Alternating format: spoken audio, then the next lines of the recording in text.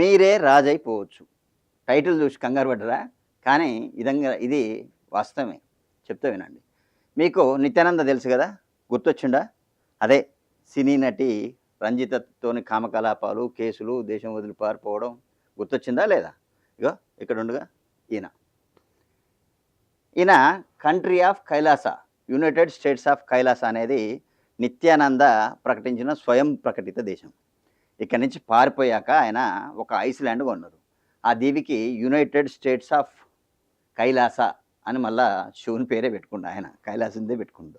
హిందూ సాంప్రదాయాలను కాపాడడానికి ప్రపంచవ్యాప్తంగా ఉన్న తన అనుచరులందరికీ ఒక దేశాన్ని అందించడానికి ఈ దేశాన్ని ఏర్పాటు చేసిందని చెప్పేసి ఆయన ప్రకటించిండు.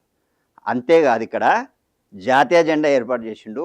ఒక జాతీయ చిహ్నము, సెపరేట్ రాజ్యాంగము, పాస్‌పోర్టు, డిజిటల్ కరెన్సీ, ఇంకా సెంట్రల్ బ్యాంక్, ఇక్కడ బ్యాంకులు కూడా ఉంటాయని చెప్పేసి ఆయన ప్రకటించారు.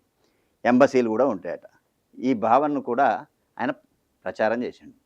పౌరసత్వం కైలాస వెబ్‌సైట్ ద్వారా పౌరసత్వానికి ఎవరైనా ఈ దేశంలో ఉండాలనుకుంటే మీరు అప్లై కూడా చేసుకోవచ్చు అని చెప్పేసి ఆయన ప్రకటించారు. అయితే పౌరసత్వానికి ఏ దేశంలోనూ చట్టపరమైన ఈ గుర్తింపు లేదనుకోండి. నిత్యానంద తనను తాను కైలాస స్థాపకుడిగా కాదు, అత్యున్నతమైనటువంటి నాయకుడిని నేనే, అలాగే నా దేశంలో మంత్రులు ఉంటారు, శాఖలు ఉంటాయి అని కూడా చెప్పిండు. ఆసక్తికరమైన విషయం ఇంకోటి ఏంటంటే ఇక్కడ 2023లో అంటే దేశాలన్నీ ఒక దగ్గర కలిసి ఐక్యరాజ్య సమితి ఉంటుంది కదా. ఐక్యరాజ్య సమితి సమావేశాల సందర్భంగా కైలాస ప్రతినిధులుగా చెప్పుకున్న కొంతమంది అక్కడికి ఆ ఈవెంట్లో సైడ్ ఈవెంట్లో లోపలికి కూడా కాదు, సైడ్ ఈవెంట్లో అక్కడ ఫోటోలకి దానికి దీనికి పోజులు ఇచ్చారు. అయితే ఇక్కడ ఆ ప్రతినిధి ఎవరో తెలుసా? చెప్పండి, గెస్ చేయండి. ఎవరో కాదు, రంజిత గారే. ఓకే, ఇక నిత్యానంద సంగతి పక్కన పెట్టండి. ప్రపంచంలో 27 మంది మాత్రమే నివసించే ఒక దేశం ఉందని తెలుసా? అది ప్రిన్సిపాలిటీ ఆఫ్ సీల్యాండ్. అయితే ఇది ఐక్యరాజ్య సమితి ఏం గుర్తించలేదు. ఇగో ఇక్కడ కనిపిస్తుంది చూసినా, ఇది ఒక దేశం. ఇందులో స్టార్ట్ చేసినప్పుడు 27 మంది ఎవరు, కానీ ఇప్పుడు ఆ సంఖ్య మారే అవకాశం ఉంటుంది. ఇంగ్లాండ్ తీరంలో సుమారు 12 కిలోమీటర్ల దూరంలో సముద్ర తీరానికి సముద్రం మధ్యలో ఒక పాత కోట ఉండేది. ఆ పాత కోటనే వీళ్ళు దేశం అని పెట్టుకున్నారు. దానికి ఒక సైనిక అది ఉంది. అంతేకాదు దీని విస్తీర్ణం ఎంతనో తెలుసా? ఒక సముద్ర ప్లాట్ఫామ్ అంతా. మీకు ఇక్కడ ఫోటోలు కనిపిస్తుంది కదా, ఇట్లా. ఇది ఒక దేశం.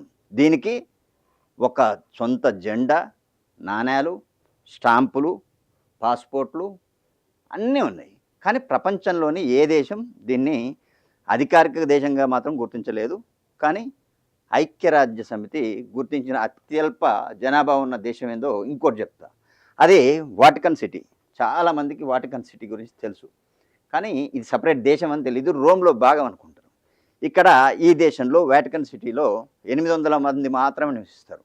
రోమ్ నగరం నగరానికి మధ్యలోనే ఇది ఉంటుంది. ఇది స్వయం ప్రతిపత్తి కలిగిన సపరేట్ కాన్స్టిట్యూషన్ కలిగినటువంటి ఒక దేశం. ఇంకోటి కూడా ఉంది, అది కూడా చెప్తా వినండి. Hutt River, principality of Hutt River. 1970లో ఒక రైతు ఏం చేసిందంటే ల్యాండ్ విషయంలో, తనకి సంబంధించిన ల్యాండ్ విషయంలో ఏదో కాంట్రవర్సీ వచ్చింది. ప్రభుత్వంతో కుట్ల ఏర్పడ్డది. ఈ వివాదం రావడంతోనే ఆయన ఏం చేసిందంటే తన భూమికి తానే స్వతంత్ర దేశంగా నాదే దేశం అని ఆయన ప్రకటించిండు. ఇది 75 చదరపు కిలోమీటర్లు ఉన్న భూభాగం. ఇది ఒక దేశంగా అదైంది. అక్కడ జనాలు ఉన్నారు, కరెన్సీ ఉంది, డాలర్, హాట్ రివర్కి సంబంధించిన డాలర్ కూడా ఉంది. ప్రత్యేక పాస్పోర్ట్లు, అంటే ఇక్కడ వేరే దేశానికి పోవాలంటే ప్రత్యేక పాస్పోర్ట్లు, స్టాంపులు, నాణేలు కూడా ఇక్కడ ఉన్నాయి. ఇక్కడ ఇంకొక ఆసక్తికరమైన విషయం ఏంటంటే సుమారు 50 సంవత్సరాలు ఈ దేశం ఒక ప్రత్యేక దేశంగా కొనసాగింది. అప్పుడు ఆస్ట్రేలియా ఆ తర్వాత 50 సంవత్సరాల తర్వాత ఆస్ట్రేలియా చట్టాల ప్రకారం కార్యకలాపాలు అనేవి నిలిపివేశారు. ఆ తర్వాత ఇంకో దేశం సెబోర్గా, ప్రిన్సిపాలిటీ ఆఫ్ సెబోర్గా. ఇది ఇటలీలో ఒక చిన్న విలేజ్. చారిత్రక కారణాల వల్ల వాళ్ళు మేము ఇటలీలో భాగస్థులం కాదు, మాకు సపరేట్ దేశం కావాలి అని చెప్పేసి నిన్న మన తెలంగాణ పక్కనే ఒక విలేజ్లు ఉంటాయి. అది కర్ణాటకలో కాదు, అటు ఇటు కాకుండా ఉన్న గ్రామాలు కొన్ని ఉన్నాయి. అట్లనే వీళ్ళు ప్రభుత్వంతో వివాదం రావడంతో ఆ గ్రామస్తులంతా కలిసి మేము మాకే దేశం మాదే ప్రిన్సిపాలిటీ ఆఫ్ సెబుర్గా అని చెప్పేసి ప్రకటించారు. ఇక్కడ ఒక 300 మంది జనాభా ఉంటారు. ఇక్కడ కూడా సేమ్ కరెన్సీ ఉంటుంది. ప్రత్యేకంగా వీళ్ళు ఎన్నికల ద్వారా వాళ్ళ రాజును ఎన్నుకుంటారు. ఇక్కడ జెండా ఉంది. అట్లాగే ప్రతిష్టాత్మక ప్రభుత్వం ఉంది. ఆసక్తికరమైన విషయం ఏంటంటే గ్రామ ప్రజలు ఇక్కడ సరదాగా దీన్ని పర్యాటక ఆకర్షణ కేంద్రంగా కూడా పెట్టారు. ఇక్కడికి దేశ విదేశాల నుంచి సపరేట్ దేశం కాబట్టి ఈ విలేజ్కి వచ్చి ఒక దేశాన్ని పోయినామని చెప్పుకుంటూ వాళ్ళు కూడా దీన్ని ఒక పర్యాటక కేంద్రంగా చేశారు.